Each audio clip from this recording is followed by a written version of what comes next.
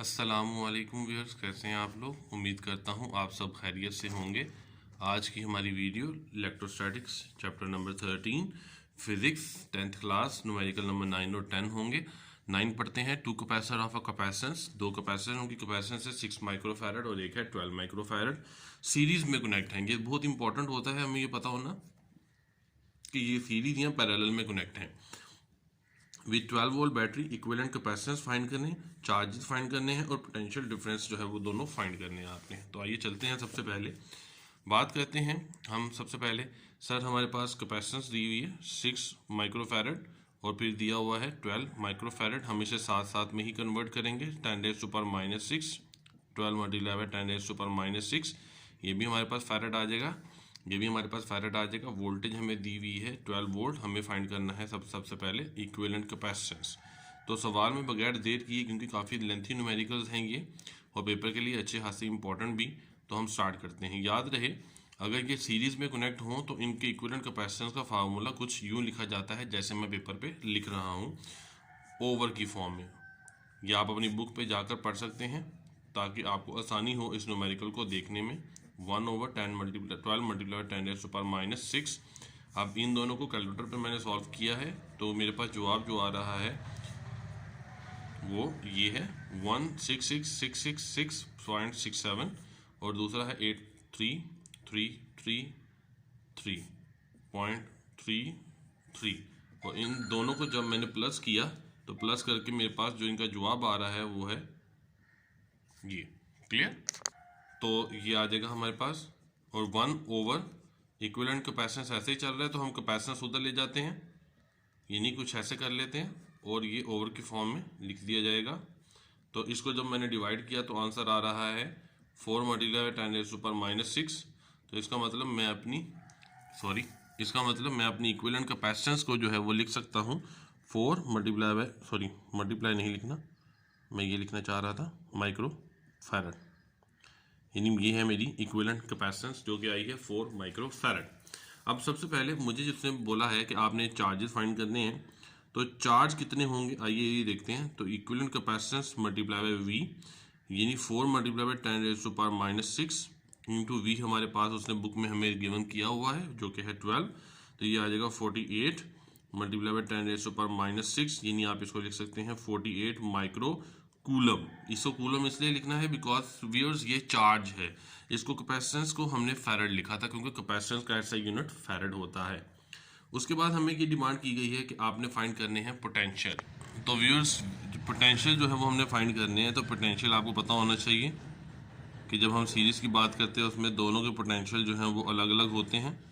तो यहाँ पर हमें सॉल्व करने के लिए V1 = Q/C1 लिख सकता हूँ। Q की वैल्यू मेरे पास है 48 × 10⁻⁶ और कूलम 1 जो है यानी 6 मल्टीप्लाई 10⁻⁻⁶।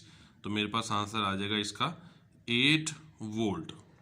8 वोल्ट मेरे पास इसका आंसर आएगा। अब नेक्स्ट पेज पर हम इसका जो C2 है वो फाइंड करते हैं।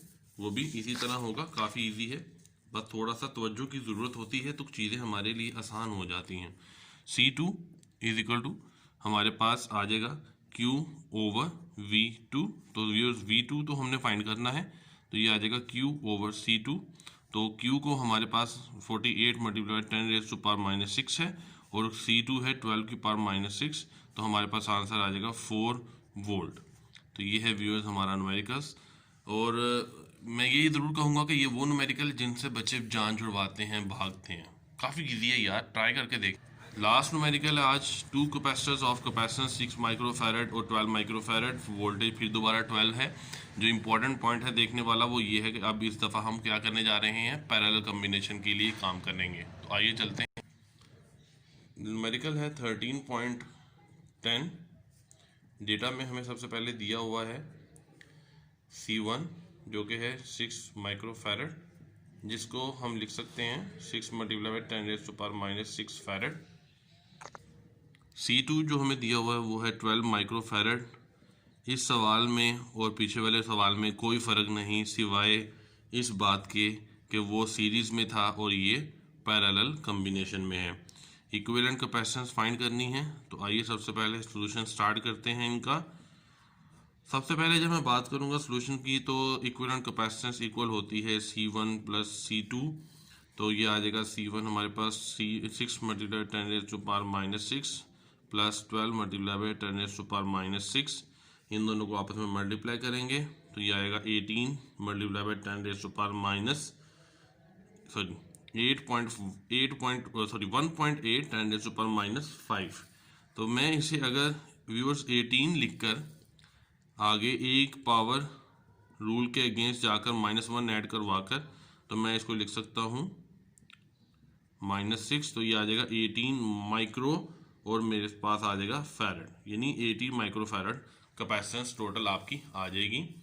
इसके बाद हमने मज़ीद आगे उसने मुझे बोला था कि हमने फाइंड करनी है इसके चार्जेस और पोटेंशियल चूँकि इस पैरेलल में सेम रहता है, चार्जेस डिफरेंट हो जाते हैं। तो चार्जेस के लिए आइए Q1 is equal to C1 into V, C is equal to Q और V होता है, तो मैंने यहाँ पर सीधा करके लिख दिया। C1 है 6 मल्टीप्लाई 10⁻⁻6 और वोल्टेज मेरे पास है टोटल 12, ये आ जाएगा 72 आता है, सॉरी। तो ये मैं लिखूँगा इसे 72 मल्टीप्लाई बाई 10⁻⁻6, तो ये आ जाएगा 72 माइक्रो। और कूलम चार्ज है तो कूलम लिखेंगे। इसके बाद या आई होप आपको ये क्लियर हो गया होगा व्यू में। इसके बाद जो आगे है वो ये है, हमने फाइंड करना है C2 is equal to Q2 over V। तो ये हम इसको सीधा करके लिखेंगे Q2 is equal to C2 into V. C2 हमारे पास है जी 12 मल्टीप्लाई 10⁻⁻6 और वोल्टेज है वो 12 है, 12 मल्टीप्लाई 12 144 10⁻⁻6। आप इसको लिख सकते हैं 144 माइक्रो कूलम। उसके बाद हमने फाइंड करना है, जो इसमें लास्ट चीज़ उसने हमें बोली वो ये था कि आपने पोटेंशियल जो है वो फाइंड करना है। तो पोटेंशियल के लिए अगर 1 की वैल्यू तो दोनों 1 1 लगाएंगे, तो ये आ जाएगा V1 over Q1 over C1। तो Q जो है वो हमारे पास 1 में क्या है 72 micro coulomb over C1 6 multiply 10⁻⁻6, तो ये आ जाएगा 12 वोल्ट।